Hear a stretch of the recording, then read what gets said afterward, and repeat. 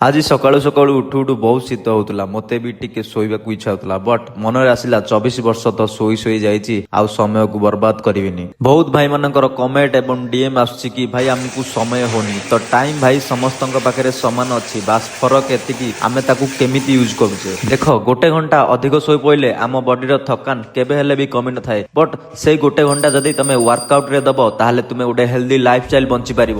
45 minute movie ଦେଖିଲେ ତୁମ ଜୀବନରେ କିଛି ପରିବର୍ତ୍ତନ ଆସିନଥାଏ, ବଟ୍ 45 ମିନିଟ୍ ଯଦି ପଢାରେ ଇନଭେଷ୍ଟ କର ତାହେଲେ ତୁମ ଫ୍ୟୁଚର ବି ବଦଳି ପାରେ। 10 ମିନିଟ୍ ଫୋନ ସ୍କ୍ରୋଲ କରି ତୁମେ ଆଉ କାହା ଲାଇଫକୁ ଦେଖୁଛ, ବଟ୍ ସେଇ 10 ମିନିଟରେ ତୁମେ ଯଦି ଭିଡିଓ ବନେଇ ଅପଲୋଡ କର ତାହେଲେ ତୁମକୁ ତ ଲୋକ ଦେଖିବେ। ତ ସତ ସବୁବେଳେ ଆମକୁ ଖରାପ ଲାଗେ, ଟାଇମ କେବେ ହେଲେ ବର୍ବାଦ ହୋଇନଥାଏ, ଲୋକ ନିଜେ ହିଁ ବର୍ବାଦ ହୋଇଯାଆନ୍ତି। ତୁମେ ଯଦି ଆଜି ନ ସୁଧରିଲ ତାହେଲେ କାଲିକୁ ଆଉ ଅପସନ ମିଳିବନି। ତ ତୁମେ ଆଜି ହିଁ ଡିସାଇଡ କର, ଟାଇମକୁ ବର୍ବାଦ କରିବ ନା ଟାଇମକୁ ଫ୍ୟୁଚର ପାଇଁ ଇନଭେଷ୍ଟ କରିବ। ଯଦି ତୁମେ ମାନେ ମୋ କଥାରେ ଆଗ୍ରି ତାହେଲେ କମେଣ୍ଟରେ ଟାଇମ ଡ୍ରପ କର। ତ ପୁଣି ଥରେ ଦେଖାବା ଡେ 27 ରେ। ରହୁଛି, ଜୟ ଜଗନ୍ନାଥ।